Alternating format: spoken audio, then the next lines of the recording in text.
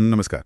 आज हम बात कर रहे हैं आनंद नीलकंठन की एक काफी चर्चित किताब असुर, टेल ऑफ द वैंक्विश्ड की। हाँ, ये मई 2012 में आई थी और काफी पॉपुलर रही।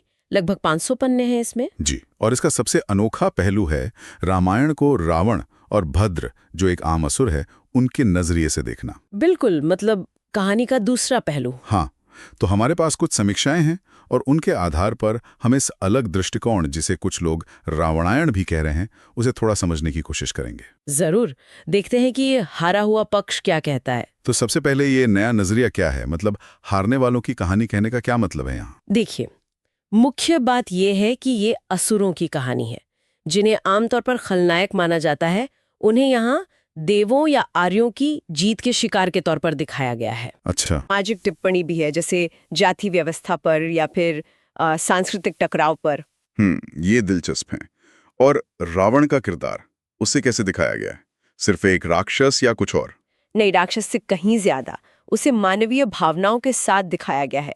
उसमें डर है, गर्व है, महत्वाकांक्षा है, यहाँ तक कि प्रेम भी। तो वो जो एक सीधी लकीर होती है नायक और खलनायक के बीच। हाँ, वो धुंधली हो जाती है। ये मानवीकरण कई पाठकों को पसंद आया, जैसा रिव्यूज बताते हैं।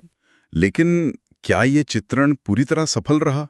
समीक्षाओं में इस पर क्या राय है? इस पर राय मिली जुली है। कुछ मानते हैं कि ये रावण को एक गहराई देता है, भावनात्मक रूप से जटिल बनाता है, पर दूसरों को ये चित्रण थोड़ा असंगत लगता है। असंगत मतलब? जैसे कहानी के प्रवाह में ठीक से फिट नहीं बैठता। और कुछ नए तत्व भी हैं, जैसे सीता को रावण की बेटी बताना, जिन्हें कुछ समीक्षक मानते हैं कि वो कहानी में थोड़े अचानक से आ गए। अच्छा, तो एक तरफ महत्वाकांक्षा है किरदार को रचने की, दूसरी तरफ उसके अमल पर कुछ सवाल हैं। लेखन शैली और वर्ल्ड बिल्डिंग के बारे में क्या कहा गया है? सुना है काफी विस्तार से लिखा है। हाँ, वर्ल्ड बिल्डिंग पर मेहनत की गई है, नक्शे दिए गए हैं, राजनीतिक माहौल, अलग अलग कबीले, भूगोल, इसका ब्यौरा है। कोशिश है कि पाठक उस दुनिया में पहुंच जाए। लेकिन क्या ये विस्तार बोझल हो जाता है?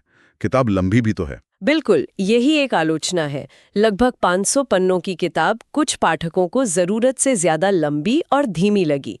बीच में गति थोड़ी कम हो जाती है। और भाषा? मैंने सुना है कि आधुनिक शब्दों के इस्तेमाल पर भी आपत्ति है। हाँ, ये एक आम आलोचना है। मतलब कहानी तो प्राचीन काल की है, पर उसमें सेक्सी, इंजीनियर, पंचायत जैसे शब्द आ जाते हैं। ये तो माहौल बिगाड़ सकता है। हाँ, ये कुछ पाठकों को खटका है। तो एक तरफ तो ये किताब रावण और हाशिए पर पड़े असुरों के प्रति सहानुभूति जगाती है, सोचने पर मजबूर करती है। पौराणिक कथाओं, सत्ता और समाज पर एक अलग नजरिया देती है। अच्छा शोध भी दिखता है। बिल्कुल, लेकिन दूसरी तरफ आलोचनाएं भी कम नहीं है। कुछ समीक्षाओं में ये बात उठाई गई है कि ये किताब कहीं ना कहीं उत्तर दक्षिण या आर्य द्रविड़ विभाजन को और गहरा करती है। और यहाँ हम साफ कर दें कि हम सिर्फ समीक्षाओं में दर्ज विचारों को बता रहे हैं, हमारा इसमें कोई पक्ष नहीं है। जी, इसके अलावा जैसा हमने कहा, शैली की दिक्कतें हैं। कहानी की गति, चरित्रों का विकास कहीं कहीं बिखरा हुआ सा लगता है। और ऐतिहासिकता का सवाल, मिथक, लोक कथा और राजनीति का ये मिश्रण क्या भ्रमित कर सकता है? हाँ, ये भी एक बिंदु है। जो पाठक ऐतिहासिक सटीकता ढूंढ रहे हैं, उन्हें ये शायद थोड़ा भ्रामक लग सकता है, क्योंकि इसमें कल्पना ज्यादा है। तो कुल मिलाकर पाठकों की प्रतिक्रिया कैसी रही? मिली-जुली? हाँ, काफी मिली जुली। कुछ को रावण का चित्रण कच्चा और असली लगा, तो कुछ को ये उबाऊ और भटका हुआ सा महसूस हुआ। एक समीक्षक ने तो इसे काफी निराशाजनक भी बताया। अच्छा। तो सार ये है कि असुर पौराणिक कथाओं का एक साहसिक, महत्वाकांक्षी पुनर्पाठ है। ये उन आवाजों को सामने लाता है जिन्हें ज्यादा सुना नहीं गया। विचारोत्तेजक तो है। हाँ, पर इसकी प्रस्तुति थोड़ी असमान है।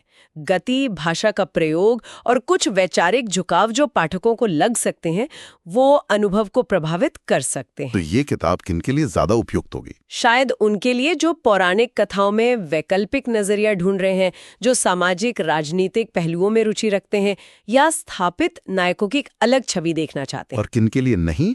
शायद उनके लिए जो रामायण की पारंपरिक कहानी पसंद करते हैं, या एक कसीवी, तेज रफ्तार वाली कहानी चाहते हैं, जिन्हें ऐतिहासिक सटीकता महत्वपूर्ण लगती है, उन्हें ये शायद लंबी, धीमी और थोड़ी पक्षपाती लग सकती है। बिल्कुल। और अंत में एक सवाल छोड़ जाते हैं सोचने के लिए।